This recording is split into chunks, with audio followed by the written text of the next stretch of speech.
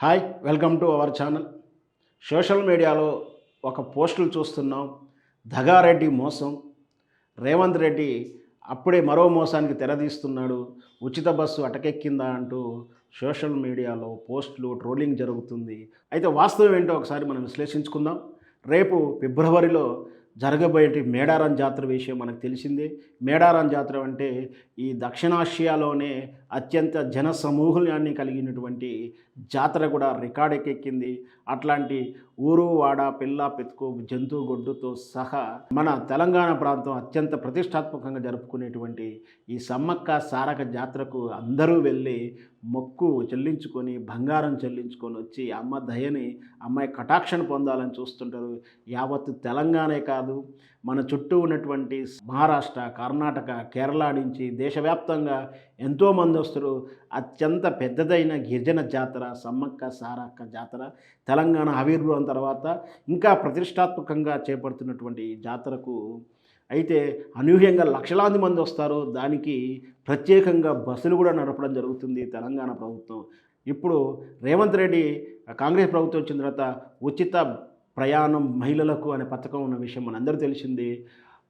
Ordinary బస్సులు, పల్లె వెలుగు బస్సులు, express bus వరకు ఈ 3 తరహా బస్సుల్లో ప్రతి స్త్రీకి, తెలంగాణ స్త్రీ అయితే చాలు, ఆధార్ కార్డు ఉంటే చాలు ఉచిత ప్రయాణం చేయొచ్చు. అయితే ఈ సమ్మక్క సార జాతరకు ఉచిత బస్సు ప్రయాణం చెల్లదు అంటూ ఒక వార్త వైరల్ అవుతుంది. నిజంగా ఈ అప్పుడే ఉచిత బస్సుని అటకెక్కిచ్చాడా అని అనుమానం వస్తుంది ప్రజలకు. ఉచిత బస్సు ప్రయాణం ఎందుకు జాతరకు చెల్లదో కూడా అతను సమాధానం చెప్పాల్సి ఉంటుంది. నిజంగా మరి ఇది గాలి వార్త అవుతుందా, నిజమైన వార్త అవుతుందా అనేది మనం వేచి చూడాలే. కానీ ఏదైనా సరే ఖచ్చితంగా రేవంత్ రెడ్డి వచ్చిన తర్వాత మొదటి సంతకమే దగా సంతకం అయిపోయింది. అది కూడా రజని అనే అమ్మాయి దివ్యాంగురాలకు ప్రభుత్వ ఉద్యోగం ఇచ్చినట్టు బిల్డప్ ఇచ్చినటువంటి మొదటి సంతకమే మోసపూరితంతో మొదలైనటువంటి పరంపర. ఈ ఉచిత బస్సు విషయంలో వైఫల్యాలు, రేషన్ కార్డు విషయంలో ఇంకా కొలిక్కిరాని నిర్ణయం, వెరసి రైతు బంధు ఇంకా పడలేదు. ఆ తర్వాత జీతాలు ఎప్పుడు వస్తాయో తెలియదు. దీంతోపాటు 6 పథకాలకు అప్లై చేసుకున్నట్టు కొత్త విధానాన్ని తీసుకొచ్చాడు. గతంలో ప్రభుత్వానికి ఎప్పుడు కూడా అప్లై చేసిన ఇంట్లో నుంచి వెళ్లకుండా ఇంట్లో నుండి అప్లై చేస్తే పథకాలు వచ్చాయి. కానీ ఈరోజు ప్రతి ఒక్కరూ మళ్ళీ రోడ్ ఎక్కాల్సిన పరిస్థితి వచ్చింది.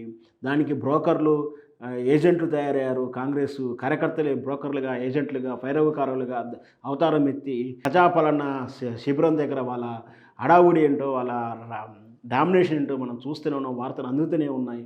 ఇది వెరసి ఇన్ని వైఫల్యాలు చెందుతూ ఉన్నాయి. దీంతోపాటు ఈ సమ్మక్క సారక్క జాతరకు బస్సు టికెట్ మాత్రం పెడితే మాత్రం ఖచ్చితంగా రాబోయే పార్లమెంట్ ఎన్నికలప్పటికి ఖచ్చితంగా మూల్యం చెల్లించుకోబోతుంది కాంగ్రెస్ ప్రభుత్వం అని స్పష్టంగా చెప్పవచ్చు.